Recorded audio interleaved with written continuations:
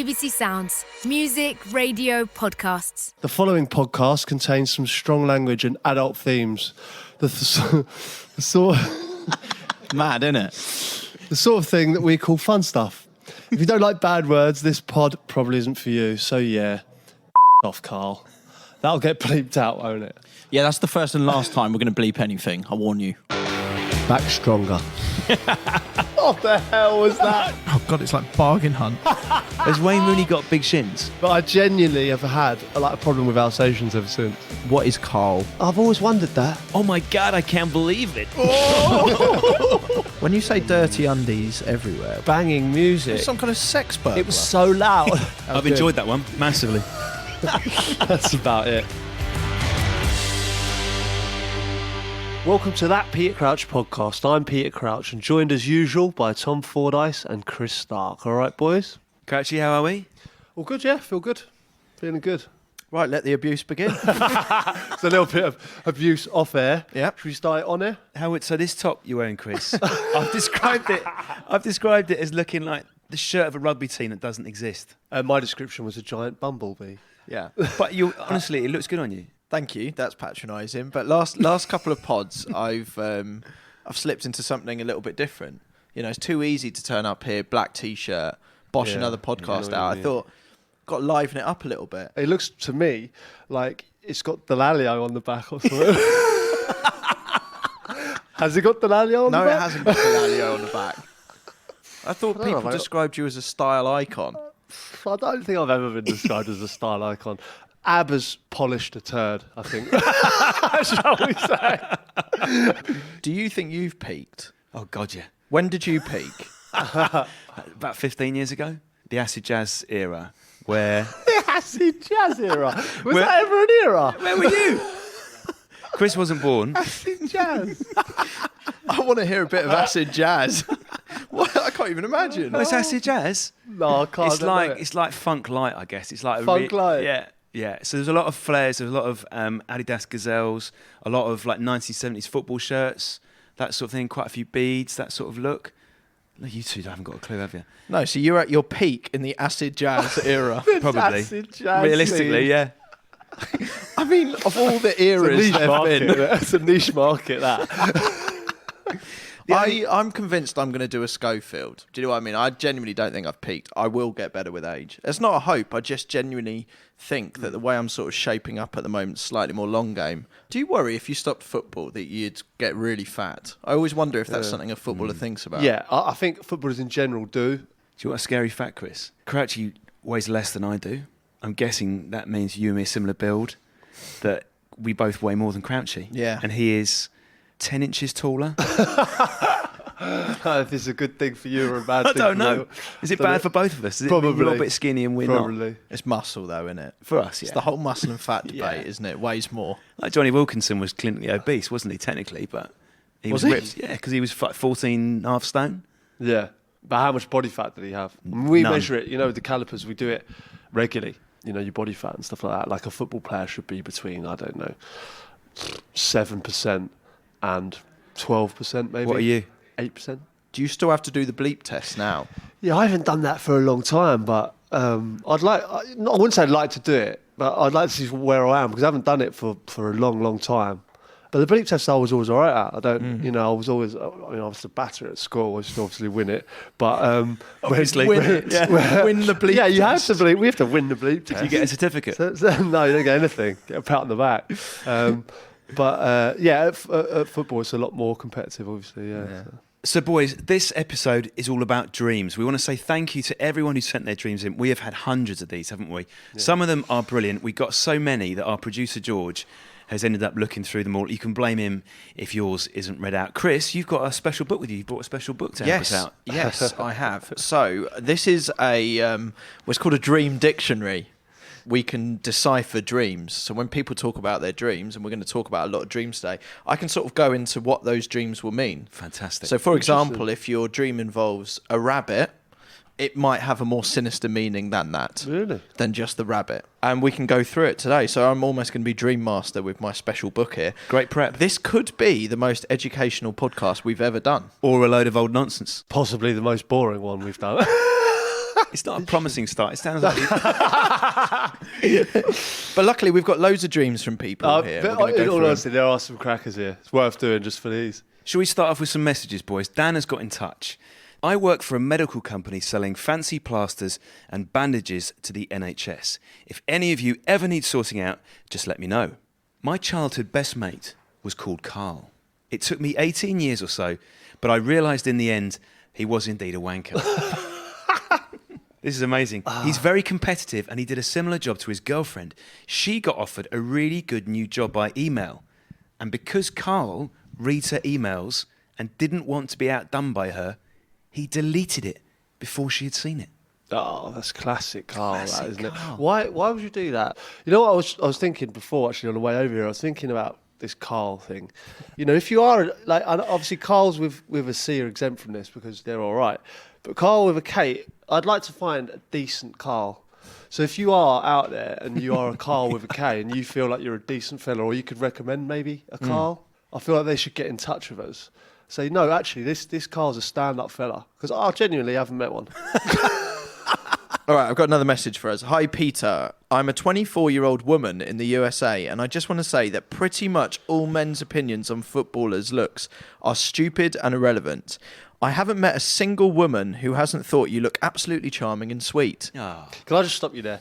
Charming and not sweet. good. It's not ideal, is it?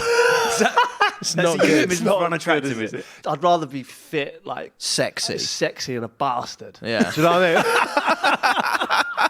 Do you know what I mean? This is like, you know, most improved player. You know, like when you win that, it's like charming and sweet. He's charming and sweet. I wouldn't go near him with a barge pole. Yeah. It's, Do you know what I mean? It's slightly sort of just patting you on the Yeah, head. it's like, oh, look at him. She goes on to say, I'm absolutely enamoured with Gary Neville and think he's a 10 out of 10. This is bizarre. However, he was once listed as the captain of a perceived ugly 11, which is harsh because he clearly too has internalised these awful comments when me and a contingent of other women think he's actually very good looking. If you see Gary Neville sometime, let him know that Gabby in Ohio thinks he's absolutely banging and that everyone else that says otherwise is stupid. With love, Gabby. I'm sure I was in this ugly 11 at one stage. But the way I look at this is when you're on a football pitch, you know, like similar to how Phil Jones gets a bit of grief. Yes. For his faces at times. I mean, if you saw Phil Jones in a bar, I'm pretty sure he wouldn't be making that face. Quite sure of it. I do think sometimes the camera can catch you in some incredible poses. And if you snapped every footballer with a picture like that, you could make an ugly 11 very easily. Would you have Gary Neville captain your ugly 11? No, I wouldn't. Phil? I don't know. Phil would probably get in ahead of Gary. An ugly 11 it's so harsh and ridiculous. Yes. I think most footballers on a night out are good looking because they're rich, they can afford, Well built. nice clothes, everything like that. The leveler is when they're on the football pitch because suddenly you really do sort the sort of wheat from the chaff there, don't you? You can flip this two ways. People find sometimes footballers in kits, whatever you, but if you put someone who is supposed really good looking man and put him in a football kit, for instance, like I always find it, you know, when you see these charity football matches and you Yes. see people in bands, rock star good looks, everyone fancies them. You put them in a football kit on a football pitch and watch them playing football. For me, they lose a few notches. Yeah. If a man can't trap a bag of cement, he's not the one for me. Here's a message from Seb and Ben. Hi, Pete, Tom and Chris. A group of us are off to Benidorm on our brother's stag do at the end of May, and we wanted to invite all three of you. We're even offering to pay for all your drinks, blimey. You can also stay at our Airbnb for the duration of the trip. Would you like to come to the wedding? Again, we'll happily supply you with drinks for the night. Hope you can make it, Seb and Ben. What do you think, boys? I'd rather go to the stag than the wedding. Being real. Yeah, I think pretty much. Is it a two-nighter? Because to be honest, I'm a one-night stag man now. I had a friend who went to Benidorm recently on a 50th birthday or something, and he was telling me, showing me pictures, and just after Christmas, like January time, I was like, is Benidorm even open in January?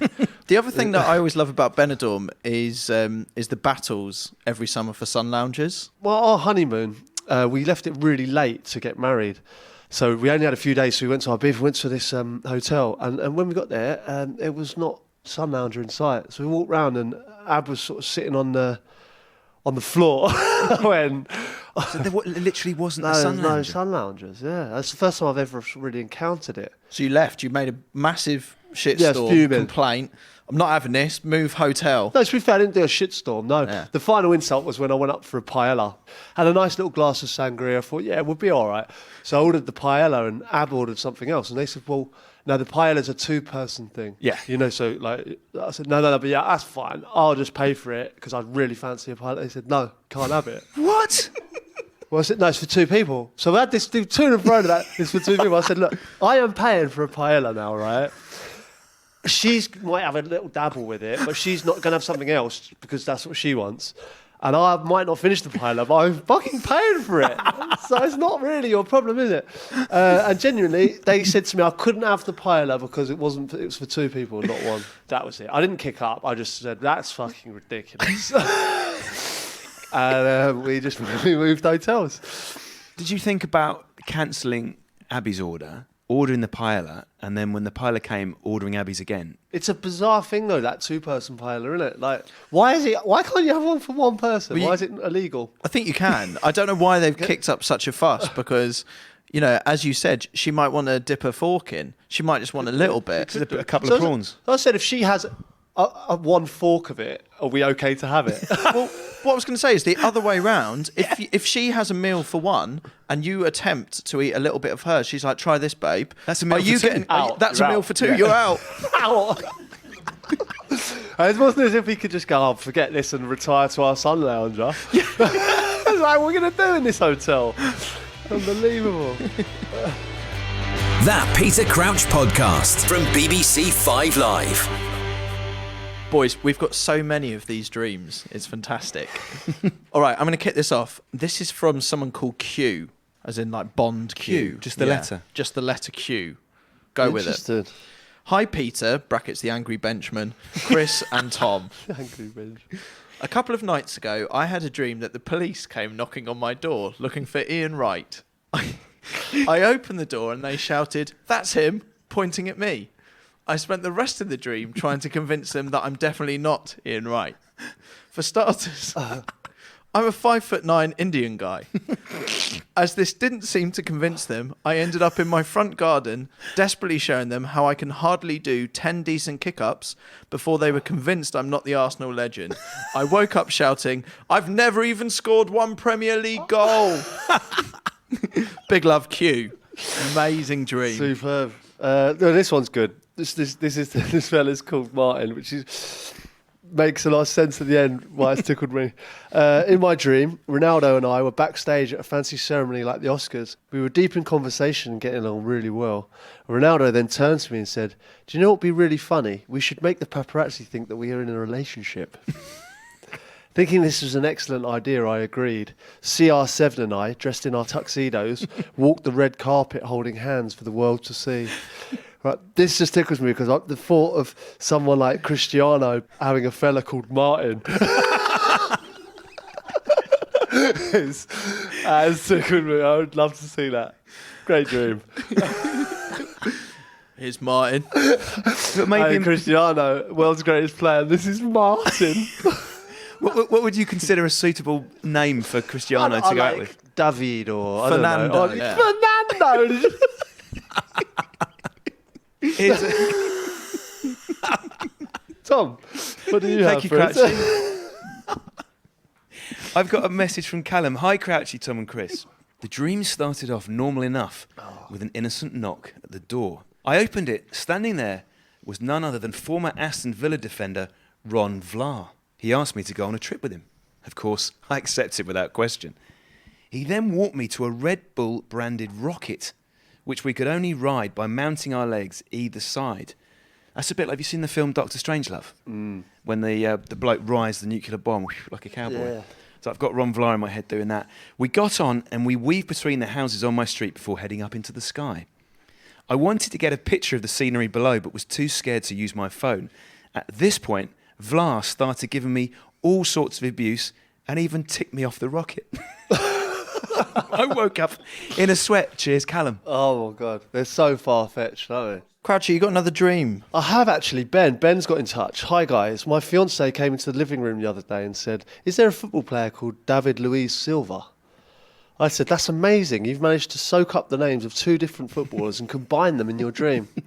She said, "Oh, well, I had a sex dream about him." Well, it's our first sex dream on the podcast as well, and it's a fascinating topic that we should explore further. Well, I don't know if you can get your book out actually. One sec. Okay, yeah, there is a section here about inappropriate partners. If you are in a committed relationship and dreamt of sleeping with someone else's husband or wife, or someone who is sexually off limits, such as a cousin or your doctor, Hold Quite different. Wow. remember that the message from your unconscious may not have been that you desire that person, but that you would like to have a closer emotional connection to them. So it might not be. So it might not be sexual. It's funny, really, isn't it? Because out of the 3 of us here, you know, obviously, Crouch, you're a very famous man. You will have been the object of many people's sex dreams. It's weird to think, isn't it?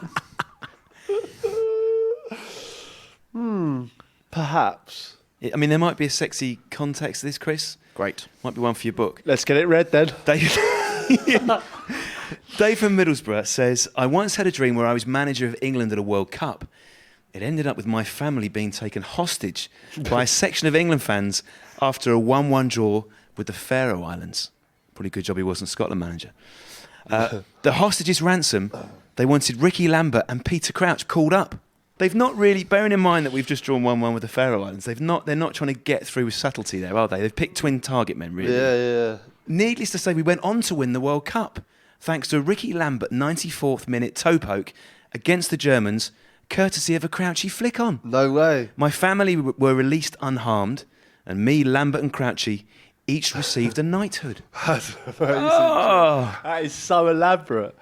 Fair play to the hostage I'm taker. sort of lost with the story, though. So Martin's manager. Is that right? Dave. Martin? Dave. His Martin's Cristiano. you're still thinking of Ronaldo's lover, aren't you? No, but his family's been taken hostage because he's not been playing myself and Ricky Lambert. Right. Yeah, and we obviously when we did get called up, so they were vindicated. Really, I hope they were. they were actually, weren't they? Yeah, Yeah. we're spot on. Would you, if you were knighted, would you insist on being called Sir Peter Crouch? No, I don't. I wouldn't. I feel a little bit embarrassed. What about an honorary degree, Crouchy? Especially as you never went to uni, did you? I've got a GMVQ in leisure and tourism. Don't know if you knew that. Have you? Yes. At Spurs, you have to take an education course. So you had 1 day a week education. It was carnage. We did it at White Hart Lane. And you imagine it was 25 footballers that don't want to be there.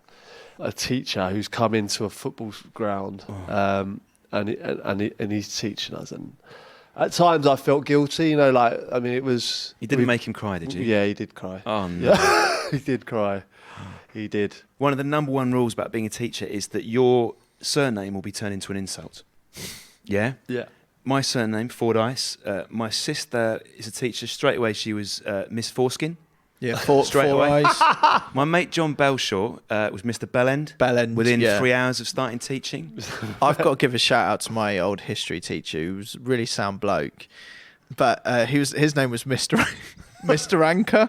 Oh, dear. And the worst thing of all is his initials. When we discovered this, he'd managed to keep this quiet until we saw it on some form, was GW, Anchor. And after that point, he was finished. Oh, no way, really? Actually, I've got much respect for him, and he got me into politics, so good on him. I probably wouldn't be here today without him. Cheers, Gwanker.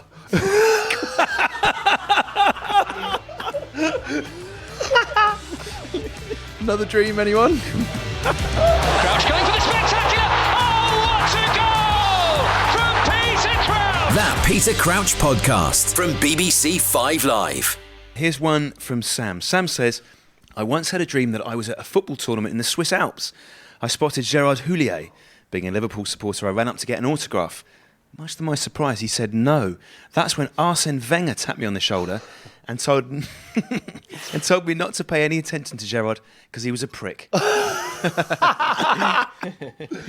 That's good. I got one here. One from Ryan. All right, lads. Not really a footballer's dream, but I think it's weird as. I once had a dream that I was killed by Ian Beale in the Queen Vic in EastEnders. Back stronger, Ryan. That's it. Yeah, Ian Beale killed him. Has Beale actually murdered anyone in EastEnders? He must have done. He's been in it that long. Isn't it mad he's not been murdered yet, though? He's begging for a murder. Like, How is one of the Mitchell brothers not just that's lost what it? I mean. Did you ever see him, Bill, when it was at the National Television Awards when he met Thierry Henry? Have you ever seen that? No. Have you not seen it? No, Oh, I've you not got to seen Google it. Really weird. Have you got it? Yeah, we got it. It's honestly, Ian Beale can't believe Here that we he's go. meeting Thierry Henry. So it's Wait to see- hosted wait by to see Dermot Ian O'Leary. Beale.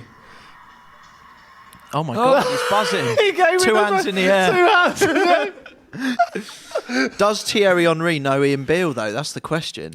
He's been in England a long time. Got Yeah. to know who Ian Beale is. He's huge, isn't he? Another dream, boys? Yes, please. Another dream. Right, here we go. Here's one from Sam. Hi, guys. The other week, I had a pretty vivid dream about a War of the Worlds scenario in which UFOs invaded my hometown of Portchester. Because it's the first place they'd go for, wouldn't Yeah, it? yeah. Rather than New York or London, they'd go So- Portchester. In a panic, my brother, girlfriend, and I ran into the back garden to escape into a field, only to be flooded with alien invaders. Fortunately, we knew Nick Pope. Nick Pope, goalkeeper at Burnley. I've stopped the sentence halfway through. It makes more sense in a minute. Well, ish. Fortunately, we knew Nick Pope had a big bush in his back garden next door. So we jumped in there and waited out until the aliens had gone and it was clear. I'd like to take this opportunity to thank Nick Pope and his big bush for saving me from almost certain dream death. Kind regards, Sam. So Nick Pope has saved him there with his massive bush. That is such a goalkeeper thing to do, isn't it? Right, a striker, with all respect, Crouchy, they're not saving people by putting them in their bush, are they? They're basically using them as a decoy so they can escape. Yeah, But a goalkeeper will always do something like that. Come and join me in my big bush. I would go to the book to work out what the big bush meant with Nick Pope, but I don't think we need to. Here's a message from Toby. Toby says, I had a dream where Nacho Monreal, Crouchy's Hispanic lookalike, happy with that?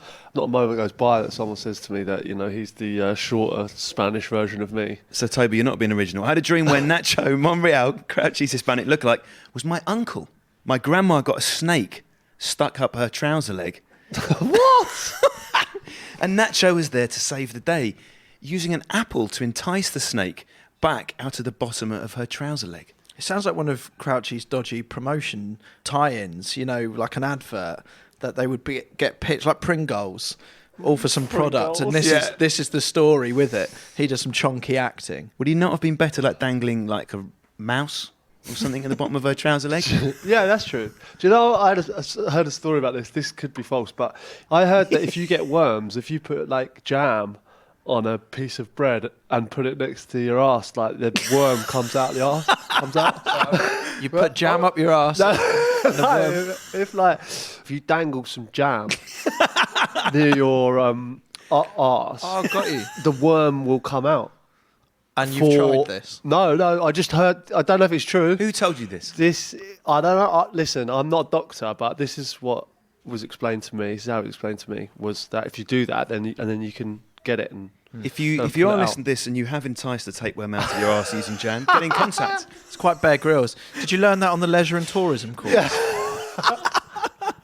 Here's a message from Dan. Hi, Peter, Tom and Chris. After listening to that Houses episode, I dreamt that Posh Spice inadvertently blocked a goal-bound shot with her face. It was during a game of football in a supermarket with David Beckham, Sergio Aguero and Andrea Pirlo. That's a great little lineup for a Good supermarket lineup, team, isn't it? Great lineup. Needless to say, I was extremely apologetic, but Aguero, Pirlo and Bex were all trying and failing to keep a straight face in the background. As Posh ran off to check her face, I nervously approached the checkout where Bex is working, thinking he'll be fuming. Bex is working on the checkout. Amazing, these dreams, aren't they? As I approach, he instead cracks up laughing and tells me for my own sake, I better get out of there before Posh comes back. Kind regards, Dan. It's like a Nike advert. One of the outtakes from the Nike advert. Yeah. There'd be a cheeky little soundtrack. Someone's Yeah. dropped a bit of cereal. Yeah, the shelf stacker turns round and it's Pirlo. Yeah, it's always that sort of thing, isn't it? And the ball, obviously, the ball's moving between the aisles, you know, zips along the self-checkout. Unexpected item in the baggage area, Yeah. sort of thing. Like, flicks it onto so-and-so. You never took part in any of these adverts, did you? There was a real time of them. There was a Remember- time where, you really wanted. The best one was, do you remember the night one where Cantona like flicked his car up and put him through the Against goal. the devil? Yeah, against the devil. Yeah, in goal. That was, and then the Brazilian one went through the airport. That was 98, wasn't it? Yeah. And then the little, what was the little less What was the conversation? Elvis? Yeah, that's the one I'm 2002, thinking I of. think. Yeah, that was class. The one at the airport was when Roberto Carlos did a Roberto Carlos free kick, and he bent the ball around the plate. Ronaldo, was it Ronaldinho maybe? Yeah. It was amazing. Well, we tried to do it. I went on holiday with a few of the Spurs lads and we got a ball out at the airport and started going,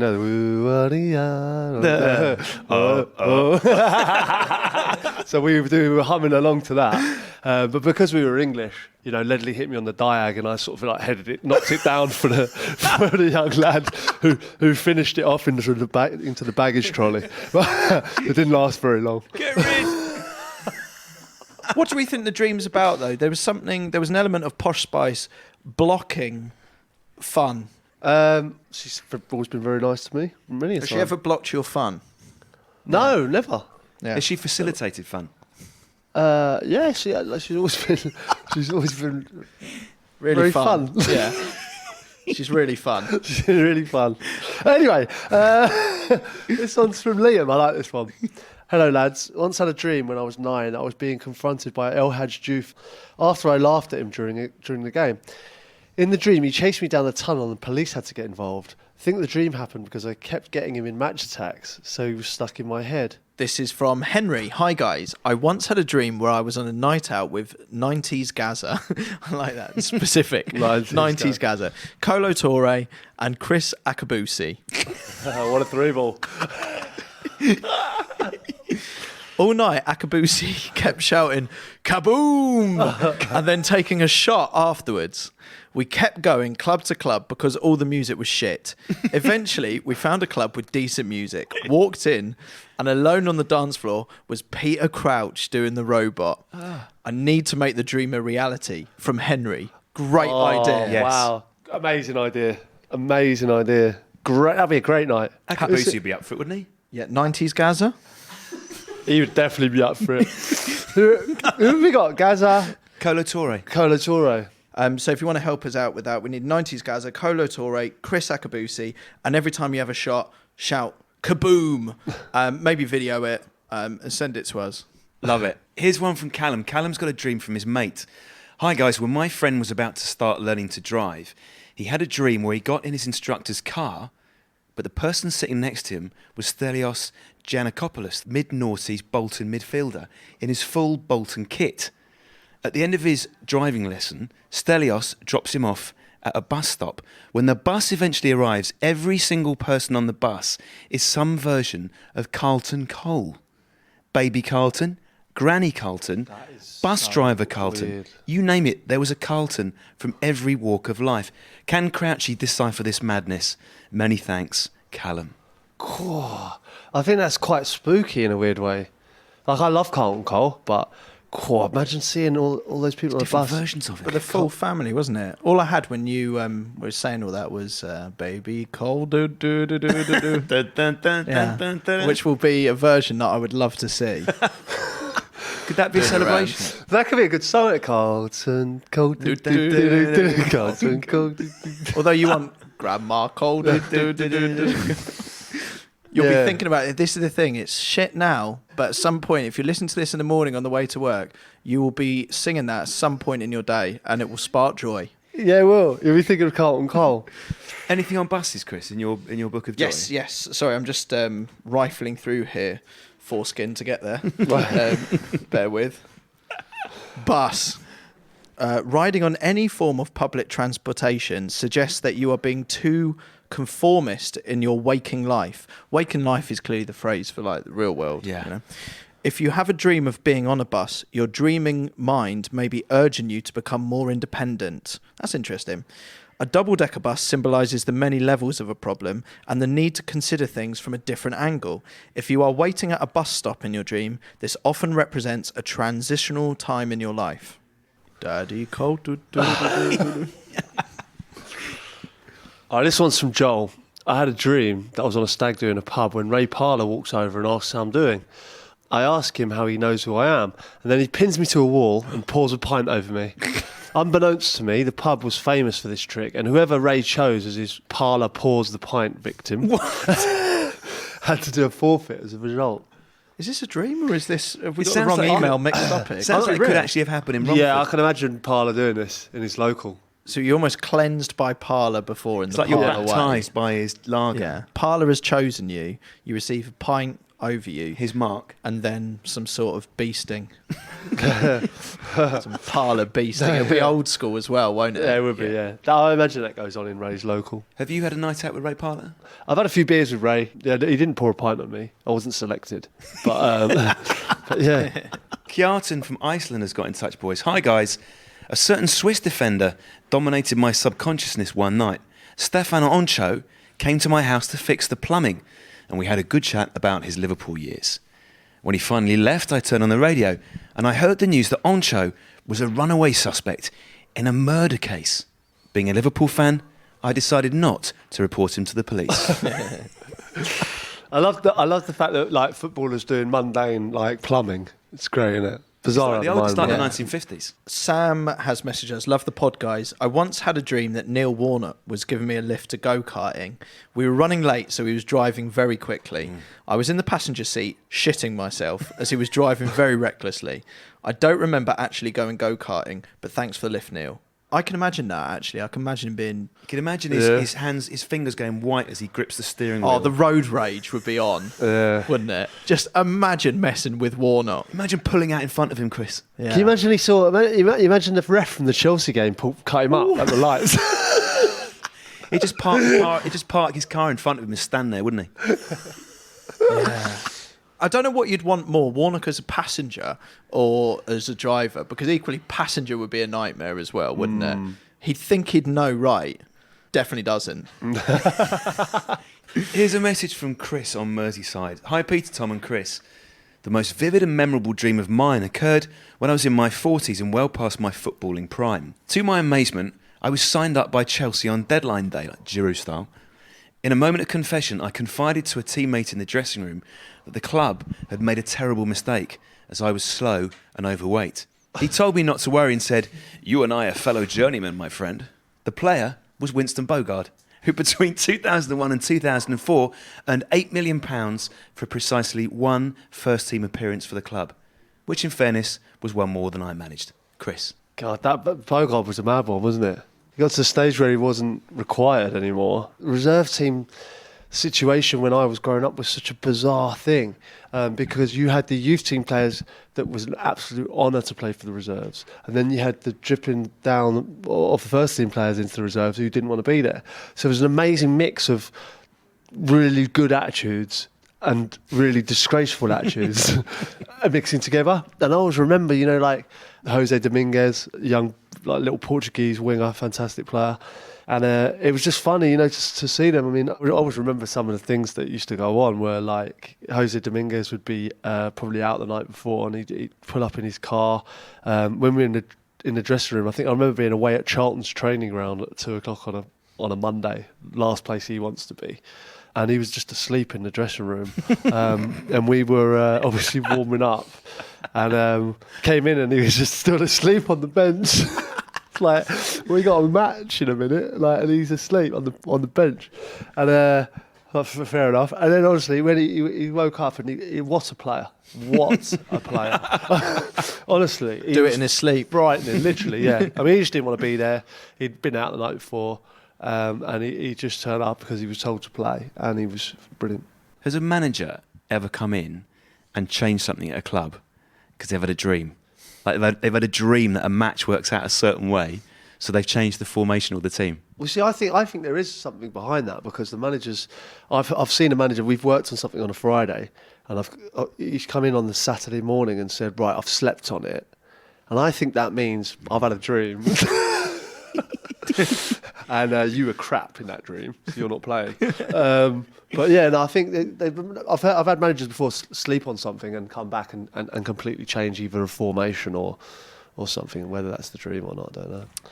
Crouchy, give us one off your pile. Well, here's one from Connor in Manchester, lads. Says, "Hi lads, my weird football dream was that I was there trying to split up the scrap between Kieran Dyer and Lee Bowyer. Me and Gareth Barry grabbed one each and broke it up. Barry was a really nice bloke and we shared a Lucasade in the change room afterwards."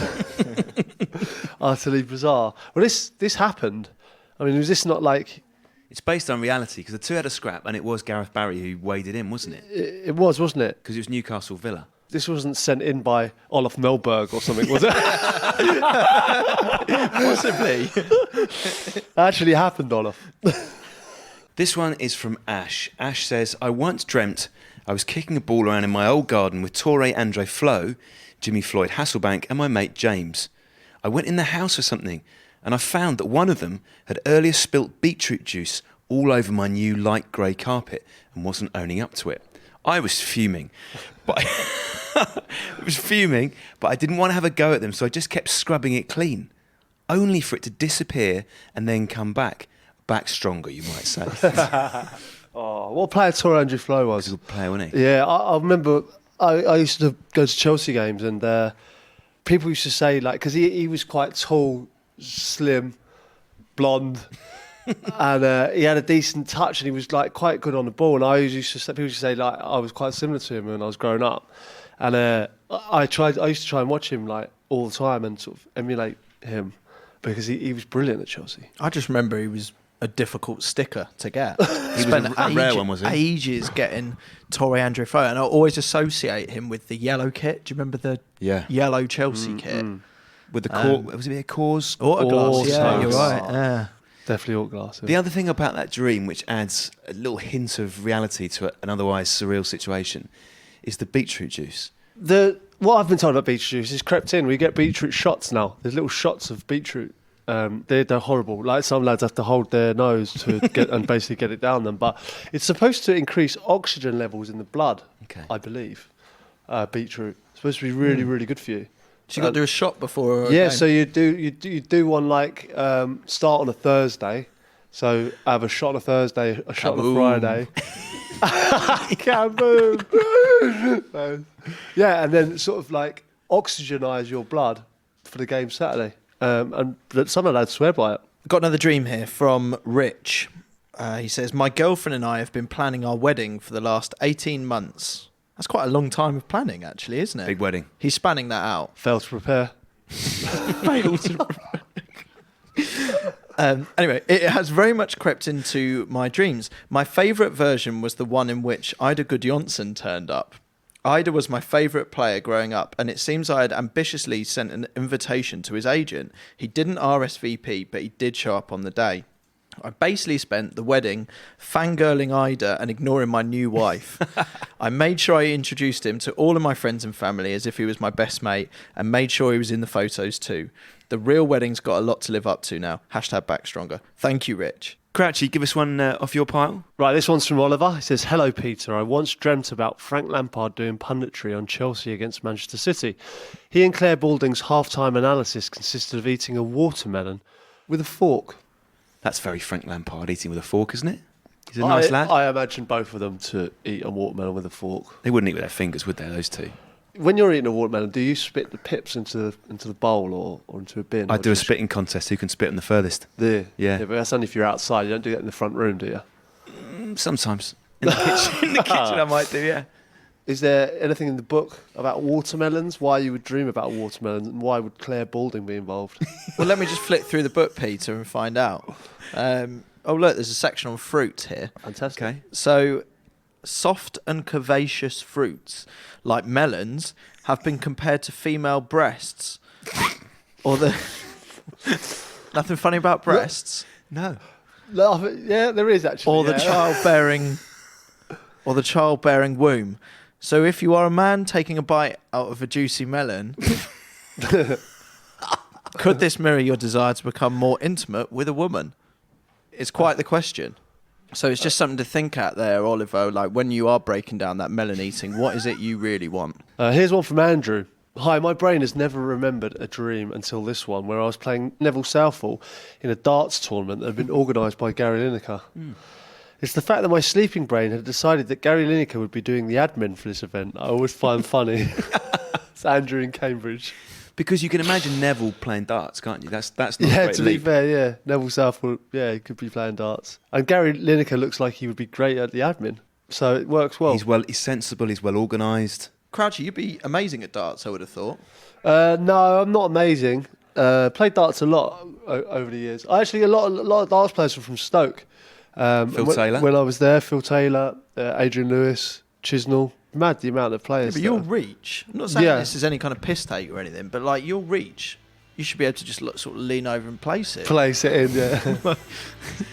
You are taking the piss.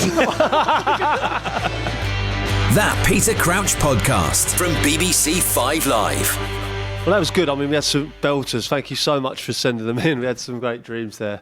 I had a big laugh doing it. Do you enjoy it? Yeah, I love that one. Yeah, there's so many great stories that can come from dreams. And it's nice to surely know for you that you're getting dreamt about a lot. I mean, some of it, or is quite it disturbing? No, it's good. It's great that I'm in a few dreams. Pleased with that. Proud of it. Chris, you got another message for us there? I have actually, Peter, Great. yes. Sam's emailed us with this one. I'm happily listening to the Subs episode on my late train home after a few beers, and there's a guy on the floor on the last train home back to Surbiton. He's projectile vomited all over the train and passed out on the seats, but he's got his earphones in. I go to help him out, but he stops me and says, "It's okay, I'm listening to that Peter Crouch podcast."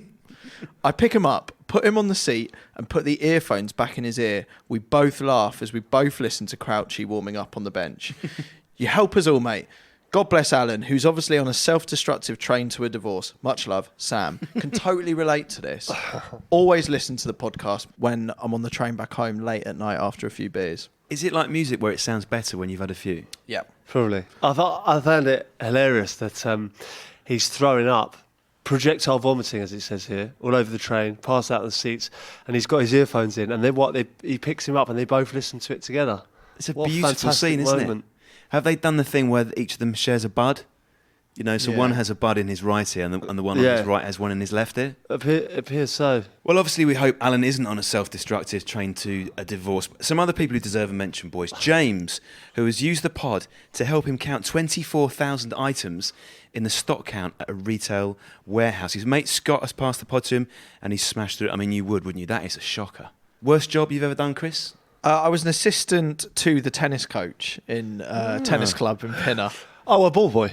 Yeah, it was like it essentially was the job. So we had a tennis coach called Bailey, who I loved to bits, right? But I wasn't that great at tennis. I was all right, and I got a job there, and I was sort of getting, I think it was about £3.50 an hour. And Bailey would go sit up in the clubhouse and eat cheeseburgers, and I would take the whole class. But I didn't really know what I was doing, so. That is why Pinner has not produced an Andy Murray. They were good times. But that was my first job. You've never had a real job, have you? Yeah, I had a paper round as a kid. Yeah. I used to get up and do deliver local papers. Did you used to do the old American thing of sort of lobbing them into No, goal? I used to place them in. I used to do it properly. Did you not come across any Alsatians? He's probably why he doesn't like them. No, there was a few dogs and stuff. They got launched in. Yeah, if there was a dog like near me, I'd just place it on the bomb. But yeah, I used to enjoy it. I mean, in all honesty, it was a struggle to get up some days. But my dad was always up early. He used to get me up with a cup of tea to do it. And I was like, "Can you just do it, Dad?" And he loads of times he would do it for me. Crouchy, we got a message here from Phil and Derby. Do you want to read this one? He calls me Crouch. Crouch, Chris and Tom.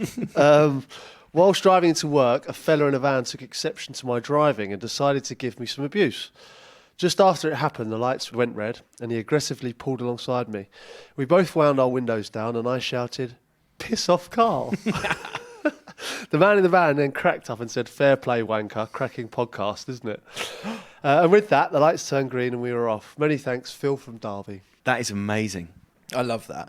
I love those kind of instances where the podcast has helped make, it's like make love, not war sort of situation. That could have turned nasty. Without doubt. You both realise that I'm sort of fascinated by the North-South Korea border and the DMZ there, the demilitarised zone of it. I don't know why. I find myself on YouTube looking at it, obsessed with documentaries about it. And I think maybe this is the answer. Maybe we send you to the border of North-South Korea and sort of broker some sort of peace. Yeah. And maybe we could do this around the world. Yeah, well, are they getting it in North Korea, this podcast? Are they Not getting much in Are they North Korea at allowed? the moment. No, are they not? We should get the pod out there, though. Well, that's what I'm thinking. We want the world to hear it, don't we? And it's like I did this interview with Mila Kunis once, and it sort of went viral.